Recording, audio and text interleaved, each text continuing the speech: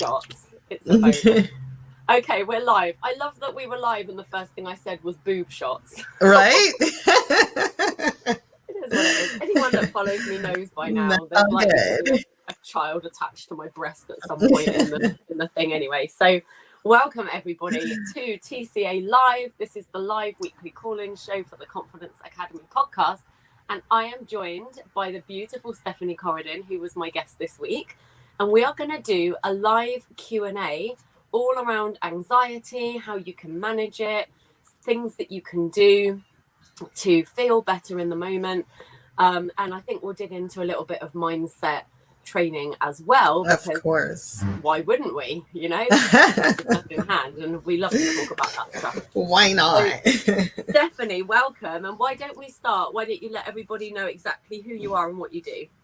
Sure. Thanks again for having me, Lily. My name is Stephanie, and I am the owner and executive coach at Luxurious Experience Academy.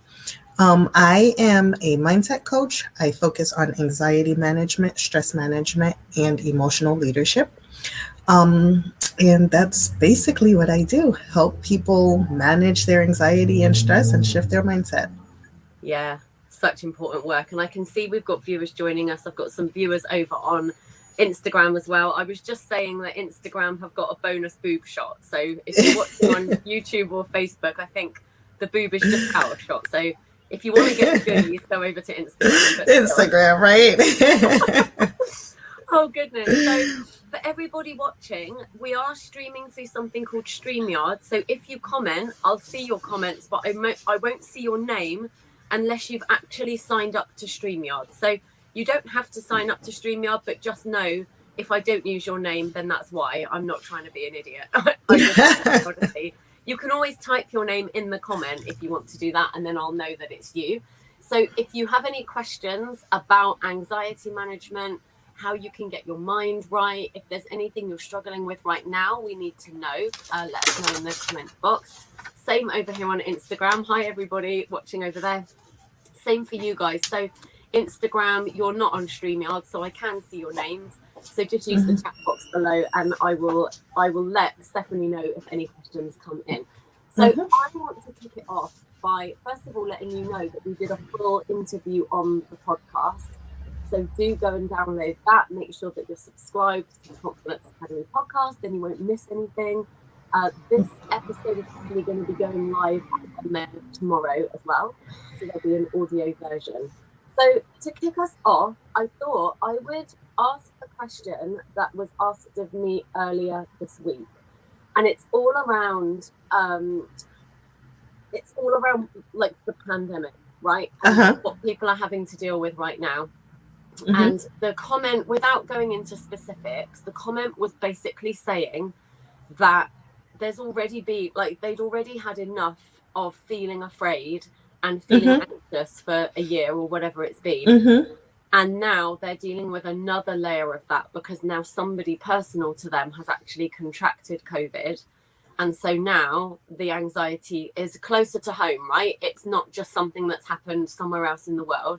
Now this is affecting their immediate friends or family. So what would your advice be to that person or to anybody else that is suffering from fear and anxiety because of the pandemic? Sure. And that's, and you saw me shaking my head there because that's something that a lot of people have been dealing with as they go through, as the year has gone by and this month, as more and more people are catching the COVID. Even I've had to go through that. And it's just a whole different feeling when it's somebody close to you. Like it's one thing when you hear it happening, but when it's actually happening within your circle, it becomes real. So there's a whole other layer of the fear that not only what's going on, what's going to happen to that person, because you don't know until, the person heals what exactly this virus is going to do to them. And then also the fear of just it becoming reality because, hey, now I really know somebody that this has happened to. And what I have to say about that is basically sit still, deep breaths to start with, but also to recognize that Everybody's different. And to get your facts, sometimes when you have your facts straight, when you speak to a PCP, a medical doctor, somebody that can tell you what's going on with that specific person, or if it's yourself, what's going on with yourself, that can ease your anxiety. Because when you're hearing the horror stories, but you don't know what their underlying issue was. You don't know what happened, what caused them to get to the point of where the sickness became really, serious for them. Then that scares you even more. So getting facts is very important. And I'm not just talking about just Googling, because Google can make you go down an even bigger rabbit hole. So my suggestion is to find out really what it is that pertains to that specific person within the events that are going on. That will help you ease the anxiety and tension that you're having. And if you cannot really speak to the person's specific issues, then, understand that each person is different and things are going to come out differently for everybody. And not to minimize what's going on in your circle, but just to see it as, just because XYZ, this happened to them, it doesn't necessarily mean that's what's going to happen here. It's not my reality, So just having I don't want to use the word calm head, because it's hard to be calm when you're going through things like that, but just having a sense of, let's base this on our facts as opposed to what we're listening to, is one way to ease the anxiety. Yeah, I think that's so important. And I think what I would add to that, in fact, I was going to say, and then you've kind of covered it already, but, that you're obviously going to be feeling anxious. I think it's important to recognize that this isn't necessarily something that you can fix, right? It's not something, there's not something you can do that's going to make you not be worried or not be anxious. So there's that to say, because that might sound like something strange to say, but actually, sometimes the pressure of having to feel better feels like anxiety makes it worse. Yeah. So, allowing yourself to feel what you're feeling, like you're okay to feel anxious about that person. It's natural to worry. But on top of that, I think it's, just to underline what Stephanie said, it's important to differentiate between what you know to be true and everything you're being fed in the media and in the papers, and because a lot of that is amplified. Like, I'll use cancer as an example. Cancer is a terrible, terrible disease, and lots of people are suffering with that, but lots of people overcome it as well. But you don't see those stories in the media. All you see in the media are the terrible, terrible stories. So I think, and to go even further as to what you're saying with that particular disease, if you look at movies or anything like that, you see chemo as like people going through the worst. And it is bad. It is very bad. Yeah. But if you see it live, like if somebody in your circle, God forbid, were to have it, it's completely different than what you're watching on TV. Yeah, totally. You get it's almost swings and roundabouts. There's a lot that is portrayed, like you say, in films and things. So to the person that is struggling with that, and it's not going to be a person, is it? There's going to be multiple people that it's a lot of people lately. Yeah, and I think as well, I know personally some people that have got it right now, and in some cases their young children have it too. I think it's important to remember that the experts are saying that for young children, for the most part, they're going to come through it. And again, the media like to pick up the stories where that hasn't been the case. And it's really easy then to get into a mindset of, oh my God, that means that everybody's doomed. And it's not. Exactly. It's like anything else. There's balance, right? And there's balance. There will always, unfortunately, be a small percentage who don't fit into the box, that don't have the experience that most people are having. And at the end of the day, we don't know what our experience is going to be. You don't know if you're going to be one of those people in the box or not. But definitely, I mean, I don't know if you agree, but to me, anxiety can be such a vibration lowerer, but then it makes you more susceptible to come down to certain things. Yeah. Yep. Yes, definitely, because it suppresses your immune system. Yeah. So I think it's important to, pay attention to what you're filling yourself with. Like when you wake up in the morning, do you immediately switch on the news? Do you wake up to an alarm that plays the news in on your radio? Are you immediately reading the headlines on your phone? Are you immediately getting on a text message with your friends going, oh my God, like what's the latest thing? At the end of the day, this is a pandemic that we are not in control of. Exactly. And there's a lot that we cannot control, but there is a lot we can control. And this swerves us beautifully into the mindset piece, right? So you're a mindset coach. So how do we cultivate that mindset? Because I'll be honest, you know, there have been moments where I felt, I would say, a bit rattled by what's going on. And I've definitely had moments of, oh my God, what if? And then kind of you start to spiral down into that rabbit hole, depressing places. Of course. I've learned a lot of mindset tricks, which just they don't take me out of that feeling, but they allow me to balance it. So I know this is your area of expertise, so I would love you to share if you've got any quick tips that people can do to instantly shift their mindset, or if they're feeling in a panic right now, what are just a few things that they could try that they may not have heard of? Sure. So the first thing I want to say is, like you said, with COVID, you can easily get into panic mode. You can easily get into that mindset because you're trying to control it. And it's one of those things that you can't control, as you mentioned, Lily. And one thing before I jump into the tips that I like to tell people is that we have to be vigilant in thinking when we can control something and when we can't.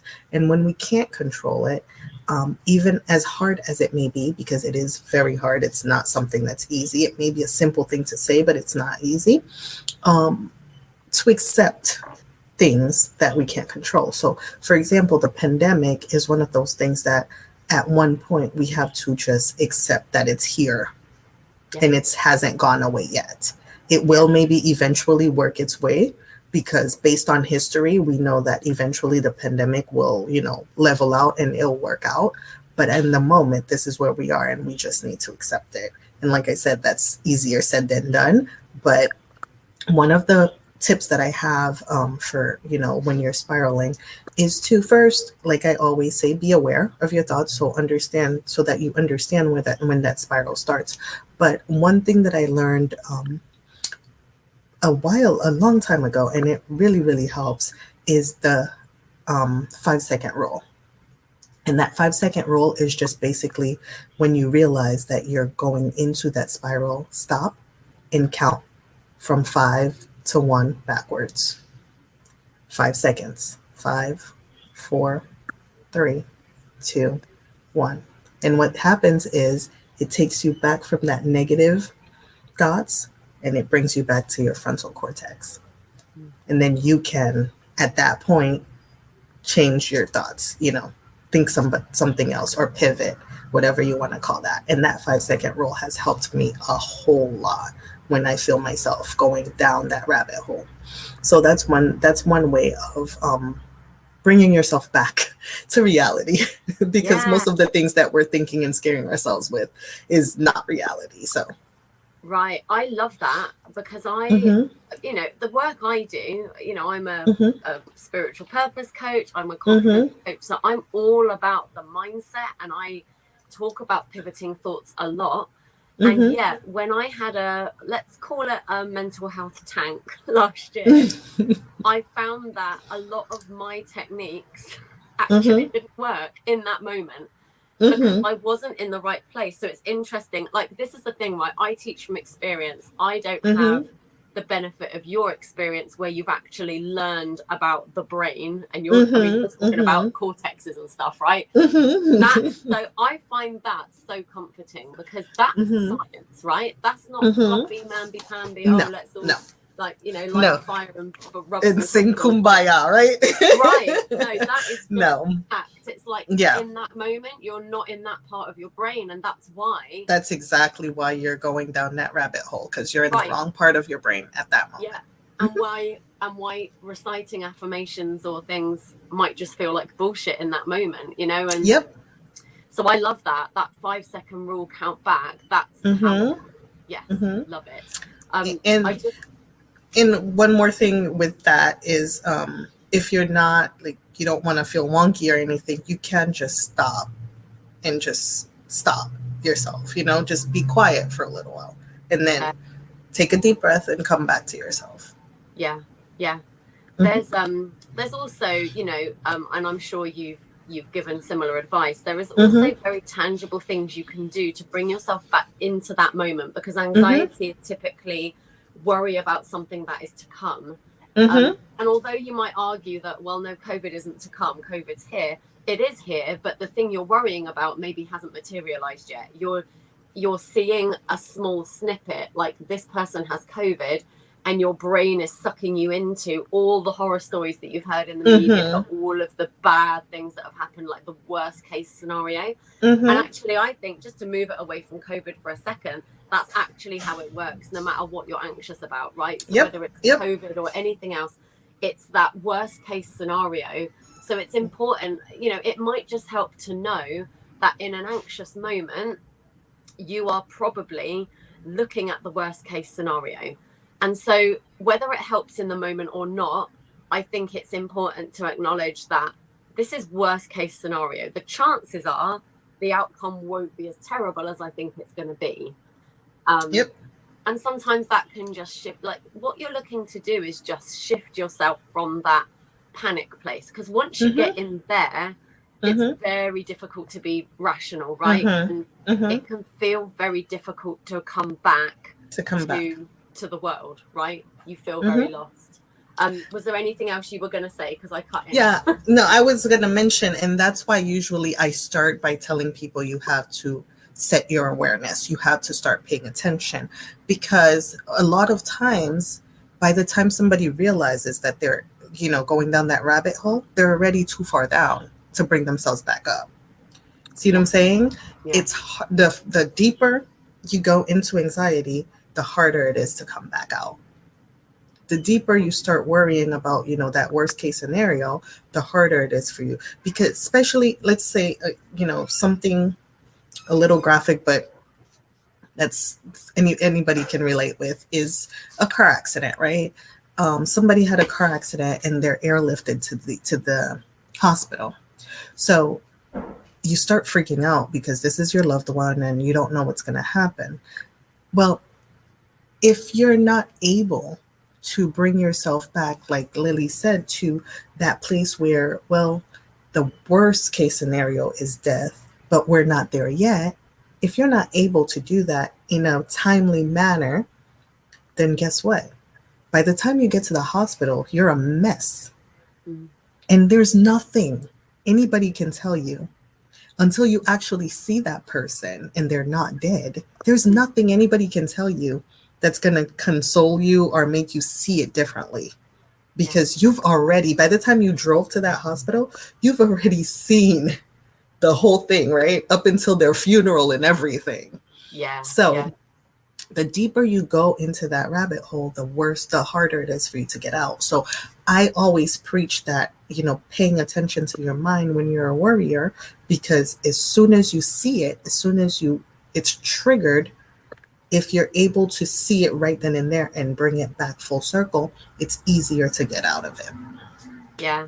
I think that's a really important point again, and you're so right. I think, and as someone with anxiety, I know that my brain is prone to catastrophize things all the time.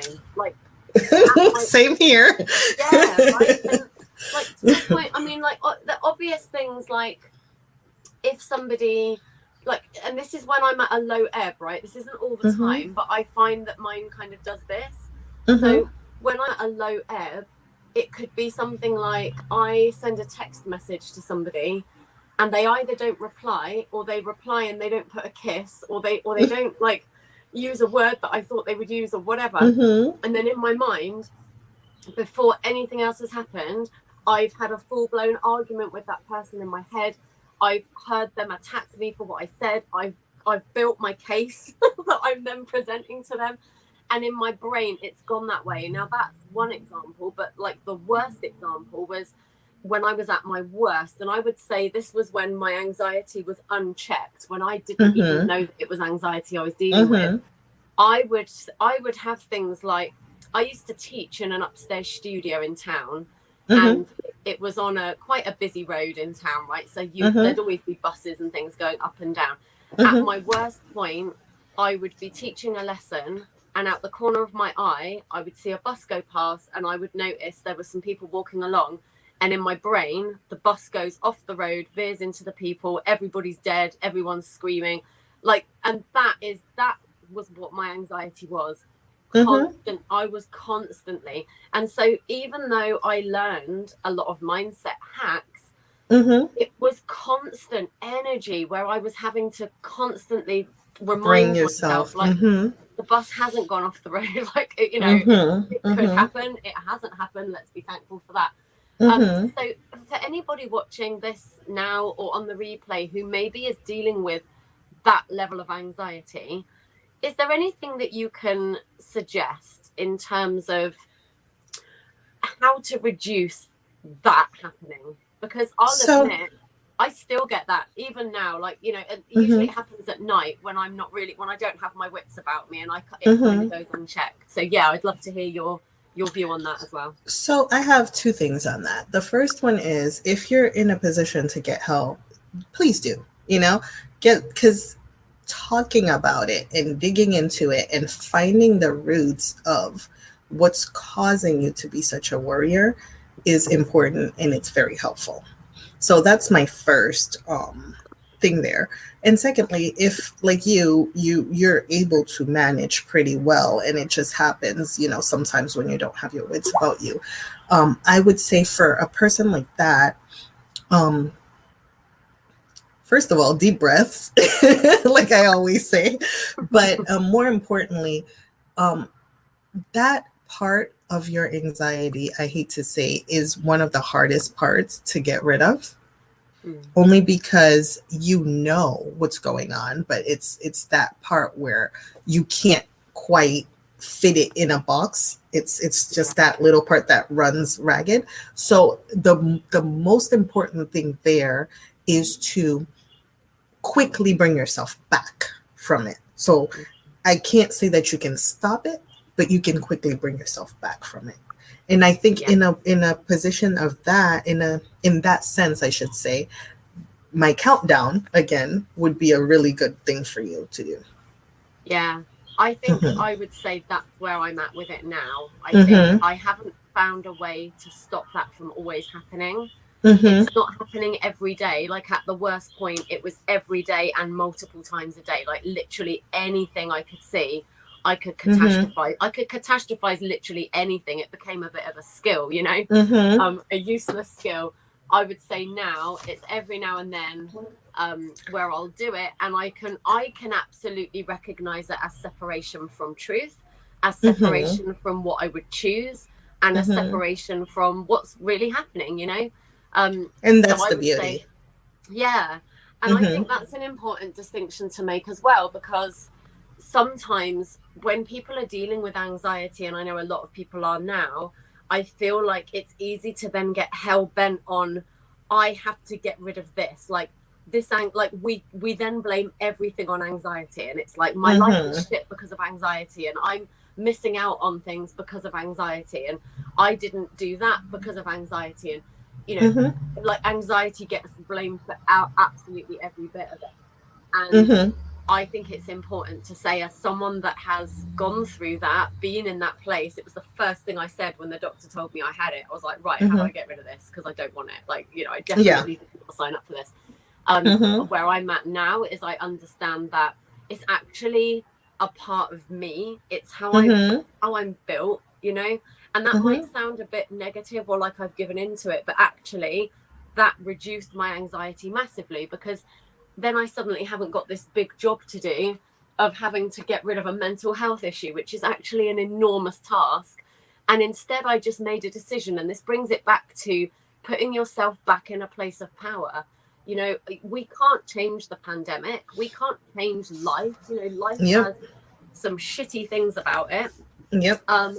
but we can change our perception, and that, I think that has been my biggest superpower, and my biggest beacon of hope, because I know now it really doesn't matter what comes for me, I always have the power to shift my perception about what that means.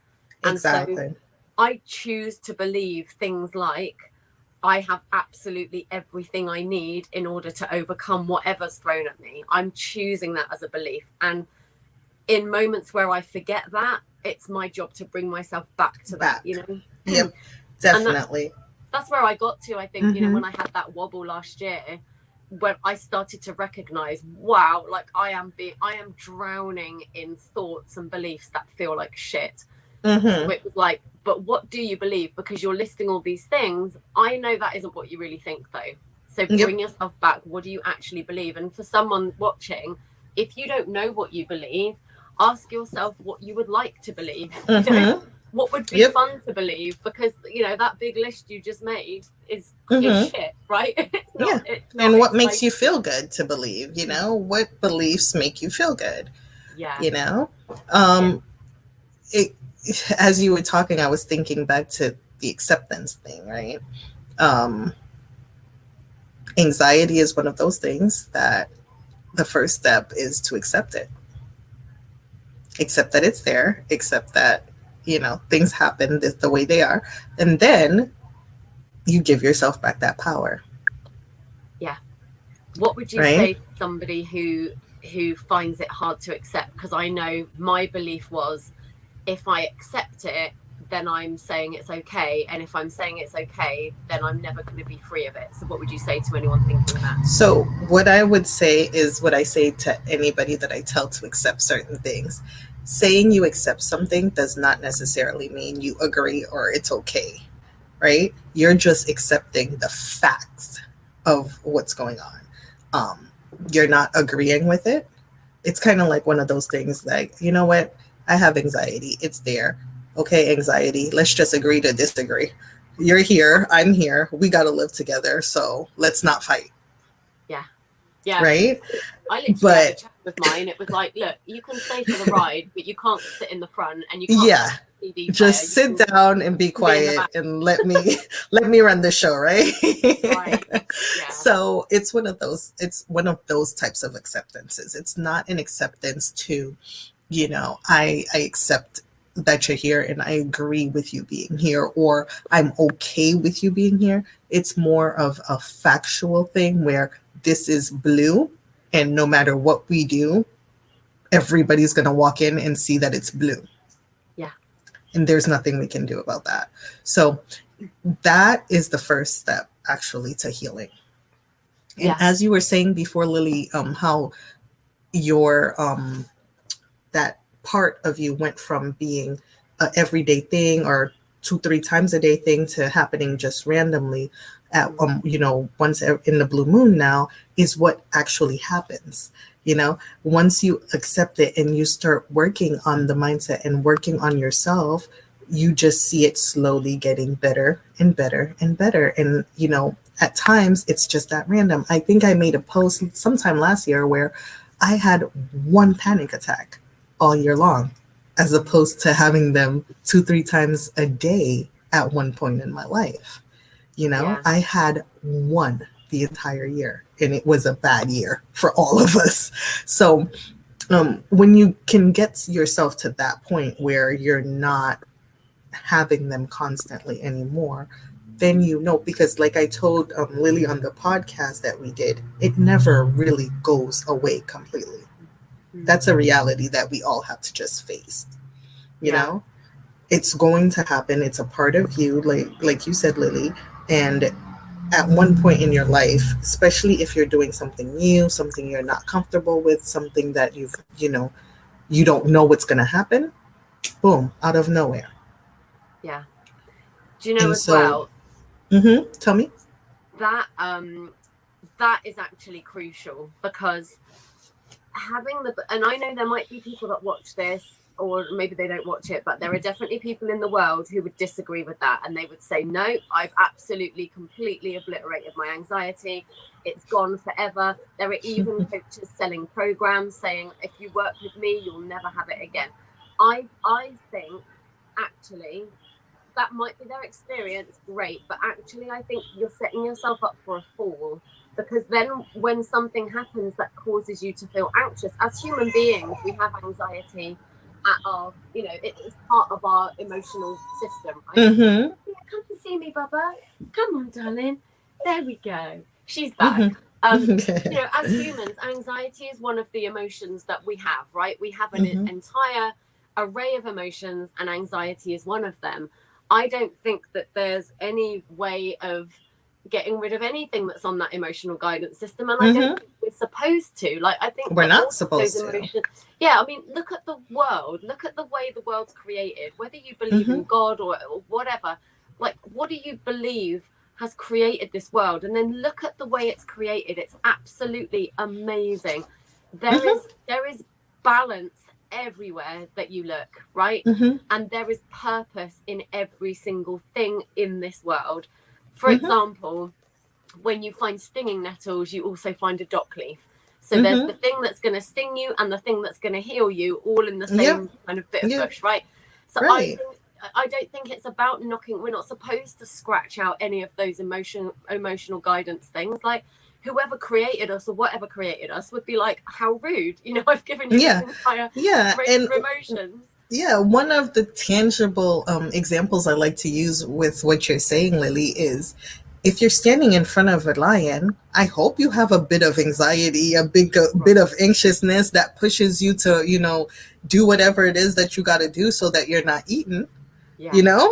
So can you believe it? Like, how would it look if you walked up to a lion and you had no fear? Like, you're done. How would that work? And this is the thing, and like, to be fair, just to like create some balance, like, perhaps some of the people that say they've got rid of anxiety, perhaps they mean they've got rid of the debilitating anxiety, right? Of course. And I'm sure some of them do mean that, but I think I put that pressure on myself. Words matter. Wording matters. And it meant that, I felt like I had to get rid of it. So then when I didn't get rid of it, every time it came back, it was like a massive surprise. And it was like, you felt crappy. I didn't see it coming. And because I didn't see it coming, I wasn't prepared. Whereas now, because I know that there's always a chance it could show up, I have a toolbox of things that will help to support me if I need it, Exactly. And, like last year when I had that wobble, it wasn't for nothing. We were in the middle of a global pandemic. My choir that I love and adore had to shut down. And one of my best friends in the world lost her life. Like, there was a lot going on. Of course. And you were entitled to the wobble that you had.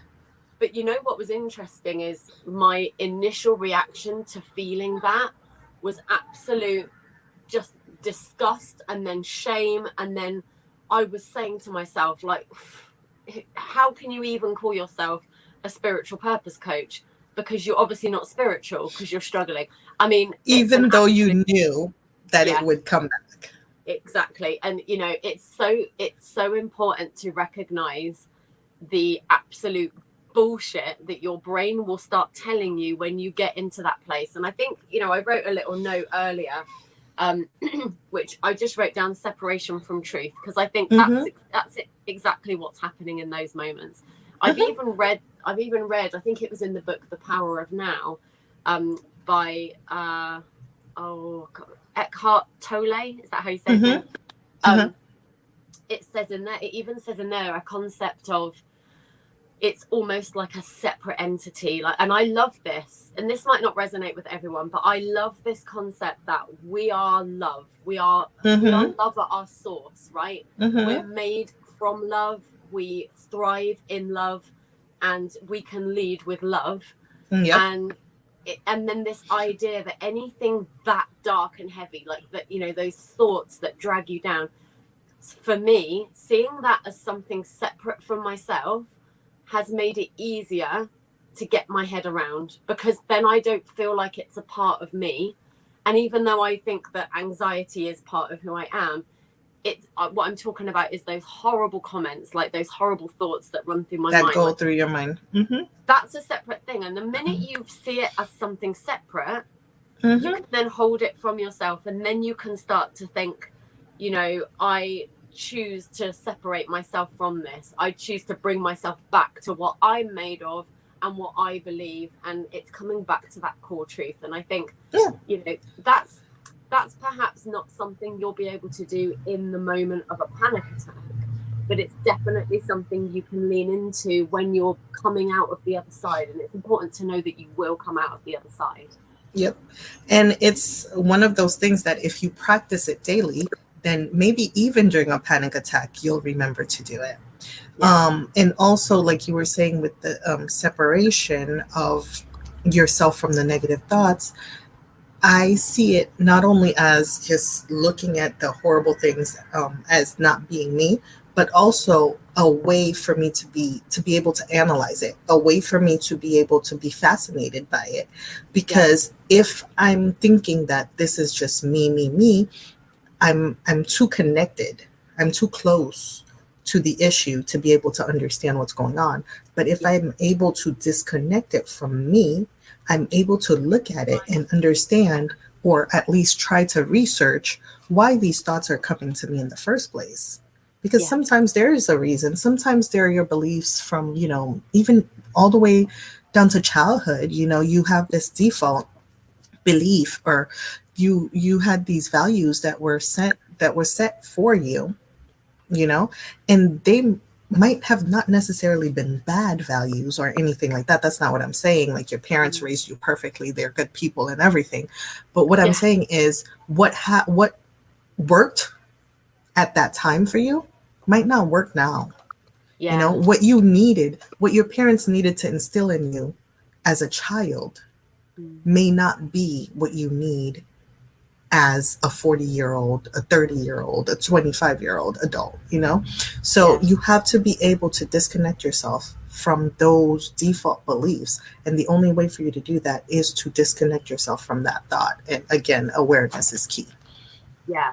So that's going to lead me on to a question. By the way, we've had a comment on Facebook. Somebody's asking for your surname. So this is Stephanie Coradin. Yes. And she's on the podcast this month as well, or this week, I should say, as well. The episode's out now, so you can go and check that out. But they also said it's a great chat, so thank you very much. Thank you. So the question that I want to ask from that, because that's so true.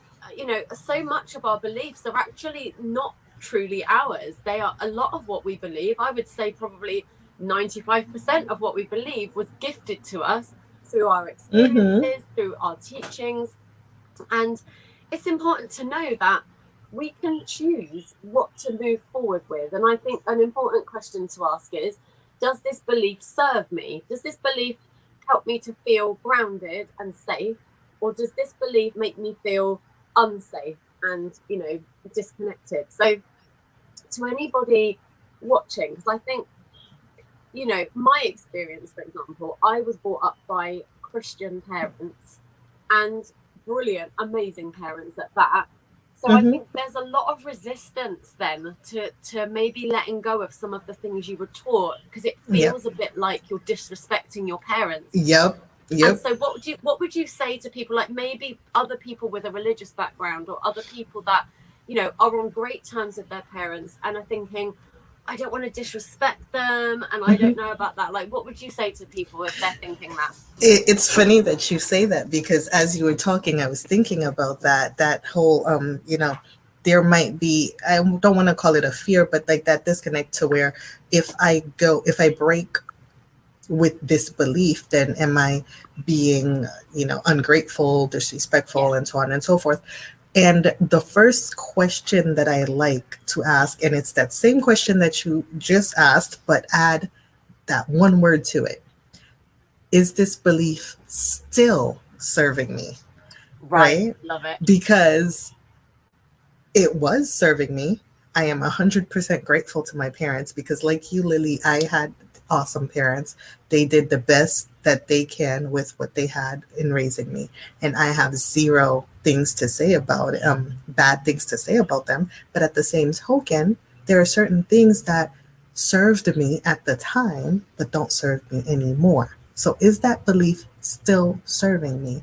And when you do that, you're giving yourself permission and thanking them for, giving you that belief because it did serve you at the time. But now, where you are and with the times that have changed and everything that has happened, do you still need that belief? And it's kind of a way of convincing yourself that you're not disrespectful or being ungrateful, but it is a way that serves you and helps you freely let go because you know that you're not doing it with any ulterior motives. You're doing it fully to serve yourself. And that's important as well. Yeah, and I would also add to that, remember that your parents were also gifted their beliefs. Yep. And their parents were gifted their beliefs. And it goes down like absolute timelines of generations of people. And so, this is a cool thing to talk about because actually we have so many generations of fear, like trapped in our bodies, if you want to get into that conversation, of beliefs that have been the case for years. And I really believe that this generation, like the people now that are rising up are, all right, darling, take it down to daddy. The people now that are rising up are, I mean, this is multitasking or what? People now that are rising up are here for that reason. I think it's time to change some of those paradigms and to change some of those beliefs and to understand that, actually that belief has not been serving us and maybe there's another truth that we can align to. Exactly. So I absolutely love that. I want to ask another question. Again, this is something, it wasn't asked of me directly, but it was something that I saw on somebody's status this week. And it's I've had conversations around this week as well in good old Clubhouse, which I keep plugging everywhere I go because I love it.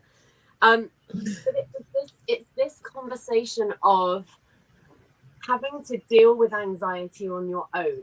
Like anxiety or depression or like whatever your issue is can feel very, very isolating and it can feel very, very lonely.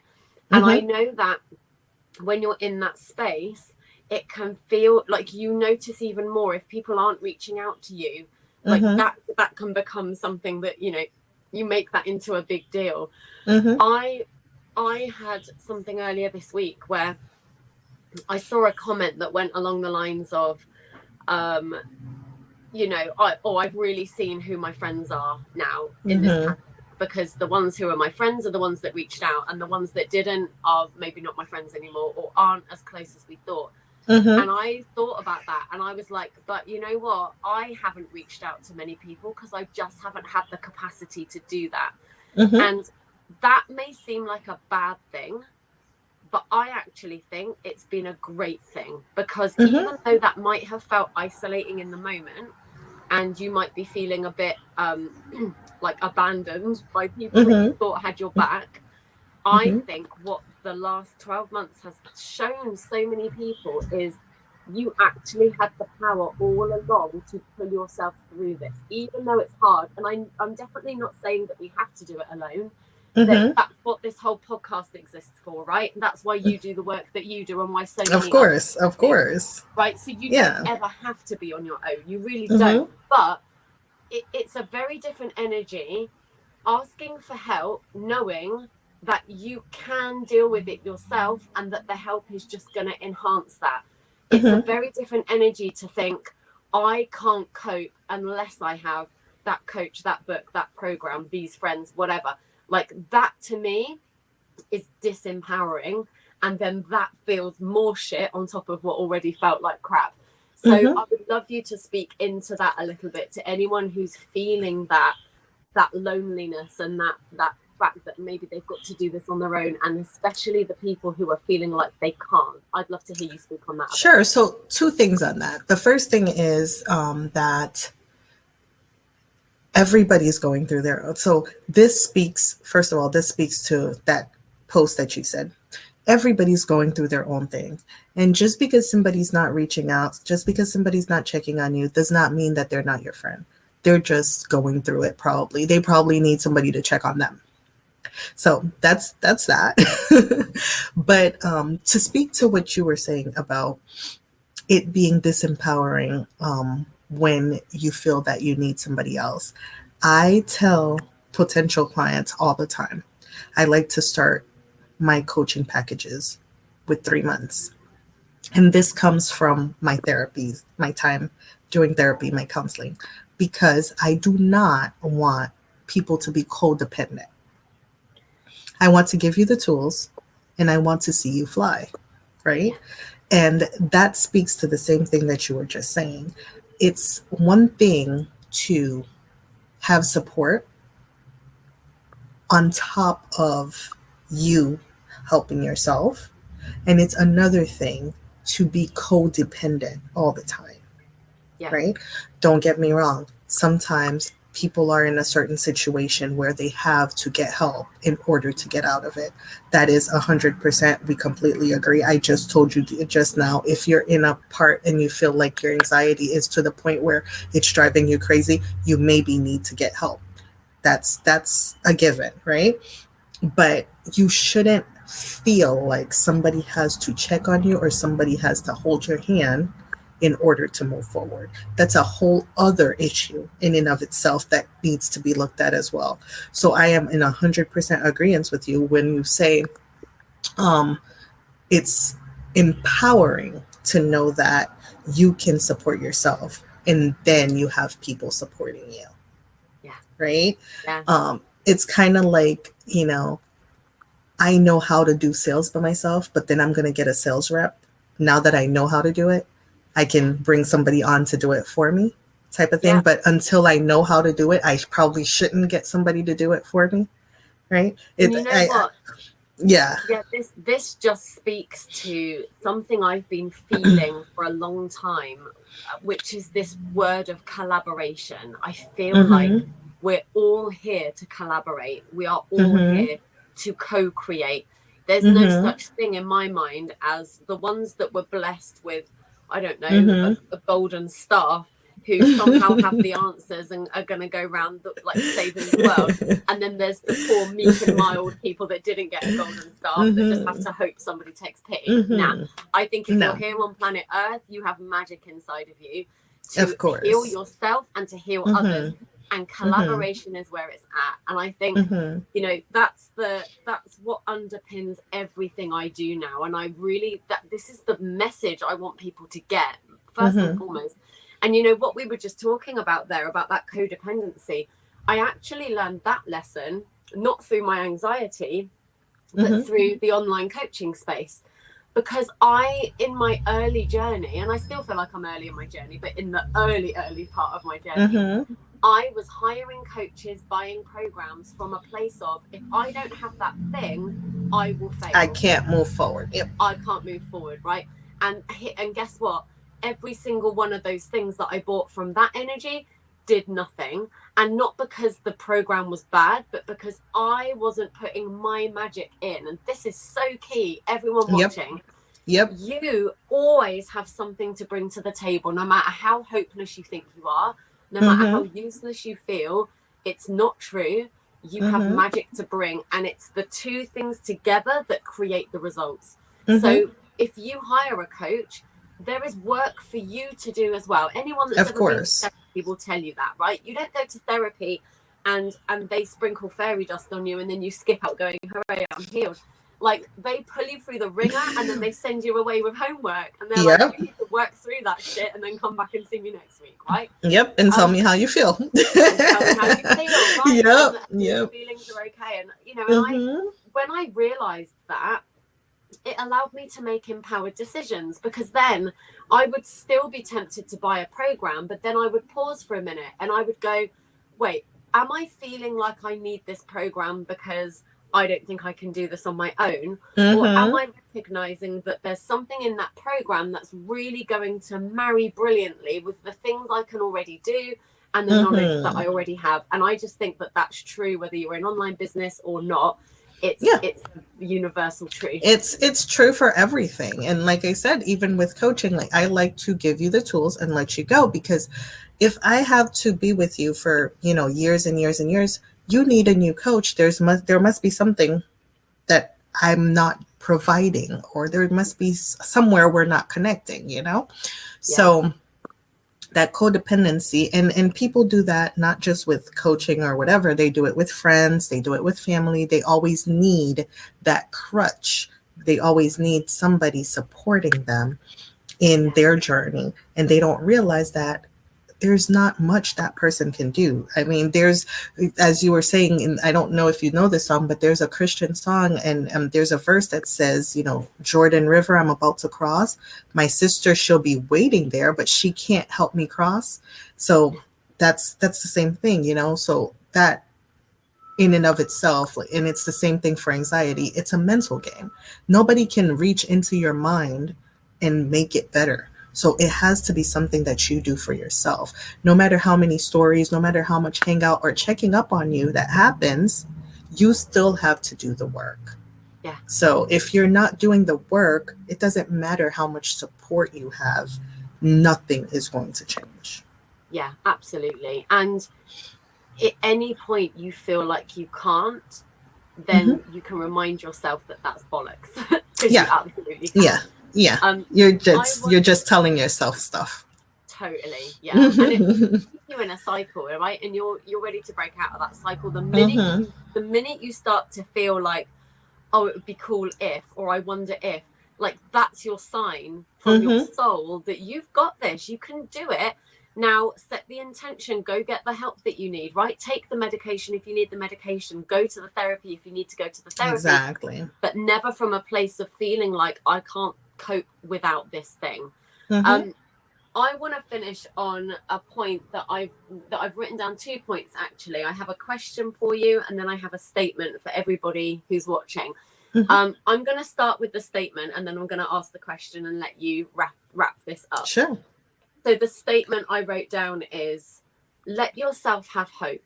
It's safe to hope, even in the darkest moments. So in this COVID pandemic place right now, I think so many people have become afraid of having hope, or of having dreams, or of wishing it could be better, because they feel like they can't see how it's going to be better.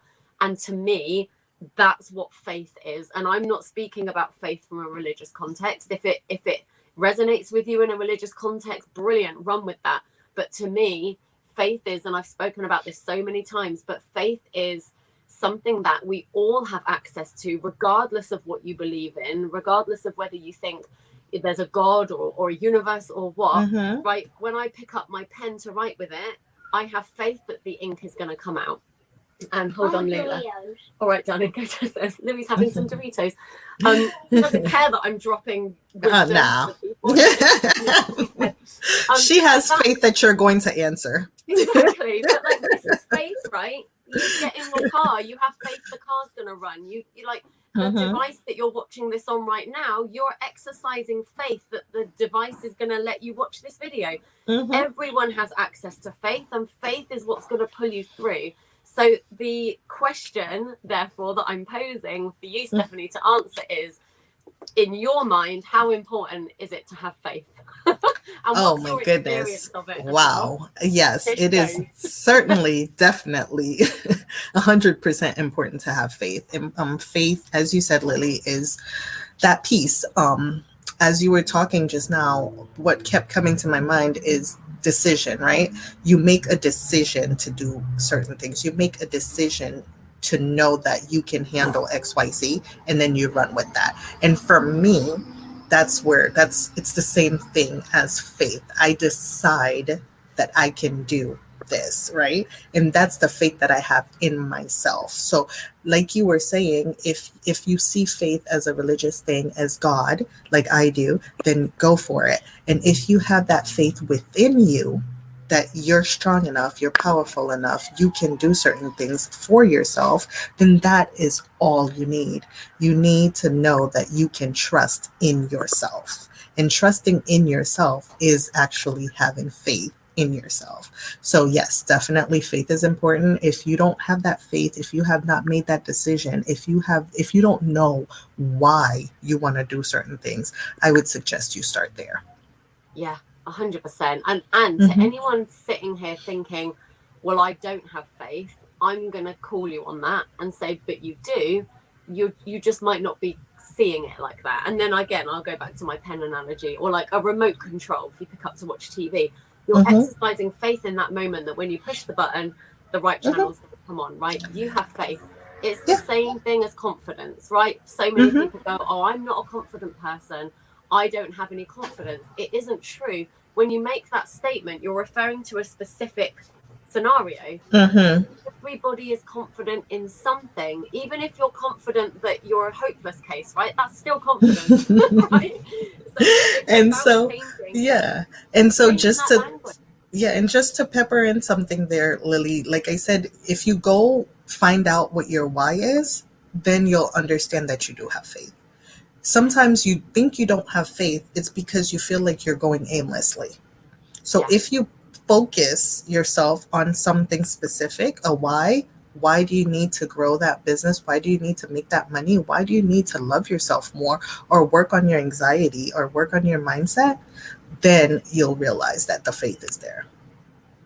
Yeah, absolutely. And Mm-hmm. just to kind of bolt on the end, my experience with faith, I was brought up Christian, like I said, right? So Mm-hmm. faith was an everyday part of my life.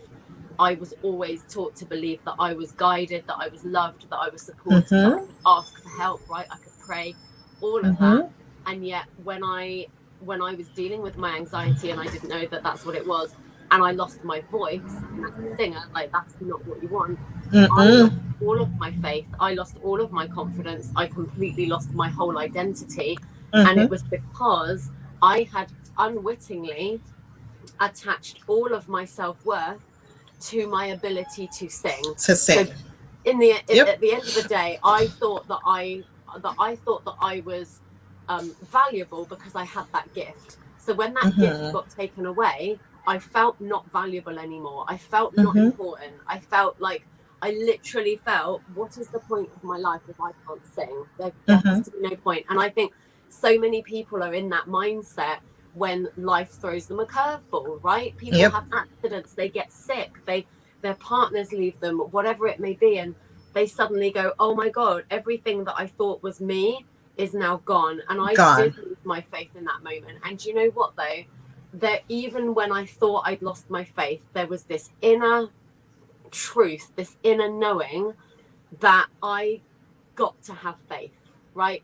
So then I embarked on a mission and was like, well, then I'm going to go find it, right? If I've lost Yep. it, I'll find it. And I literally tried everything. It was like, I was like, I'll try anything. Like, I'll be a Jew, Mm-hmm. I'll be a Buddha, like whatever, you know. And that's such a good picture that you just drew on that default belief, because we were talking about it no longer serving us, but that was quite a great example of how it still served you.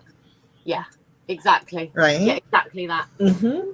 So often what we think is true actually isn't true, right? Exactly. I heard a saying once, I think Marie Forleo said it, which was, you have a mind, but you're not your mind, right? And You're not your mind. Yep. yeah, like the things that we think, they might feel very, very true and very, very real, but Mm-hmm. that isn't who you are.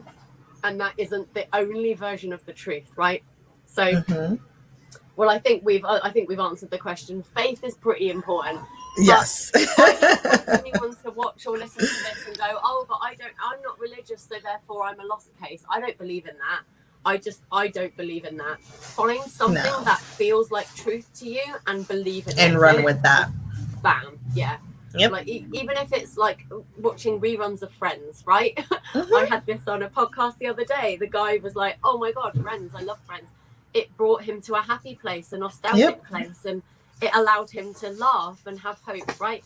If that's what you put your faith in that and get Whatever that back ritual is. Yes. Yep. Oh, I love it. It's been such a great conversation. It's been Likewise. so fun to have you back on. Yes, I loved it. Everybody that was watching. If you're watching this on the replay, you can still comment below. If you put #replay, tag Stephanie Coradin, or me, Lily Babcock, in the comments, we'll come back in and answer them for you. Absolutely. Stephanie, do you want to just let have you got anything going on at the moment that people might want to know about, or is there somewhere they can reach you if they want to know more? Yeah, of course. So on my page, first of all, and that's Stephanie Z. Coradin on Facebook. And if you go to stephaniecoradin.com, you can actually schedule a free complimentary coffee chat with me for 30 minutes where we can talk about anything that you need, any tools that I have going on. And on LinkedIn, if you go to Luxy Mindset, there is a 8 tips, I believe it's 8 tips or 7 tips to handling anxiety in the moment. So there's that. Amazing. There you go. See, we told you, you're never on your own. So you're never on your own. Yeah, definitely get in touch with Stephanie if you would like to take her up on that amazing offer. And also, let me just bolt on to the end. This is quite an exciting announcement, but I have just put together a one-to-one coaching package that I'm going to be selling. And at the moment, I've only got 6 spaces available. If it's popular and more people want it, then there's scope to maybe add more in. If you would like to coach with me one-to-one over a 3-month period, I have some insane bonuses, one of which is my Mindset Breakthrough Bootcamp. So if you like the mindset stuff, then get involved. Shoot me a DM. I can't even speak. Shoot me a DM and I will send you all of the information there. Stephanie, thank you so much once again for being here. Thank you so much for having me, Lily. And thank you everyone for watching. Thank you, Instagram. I feel like I was ignoring you a little bit there, but hopefully you got a lot out of this as well. If you want to see the spanky video with the banners and the things going across the bottom and the logos and all of that, then go to my Facebook page or to the YouTube channel. But I will share it across the Instagram TV in a couple of days as well. And of course, you can all subscribe to the podcast and get the audio there as well. Fabulous. Thank you for watching. I'm going to say goodbye to Instagram. See you later. There we go. Instagram is gone. And I'm going to say goodbye to Facebook and to YouTube. Thanks for watching. I'll be back again next week. Sending lots of love.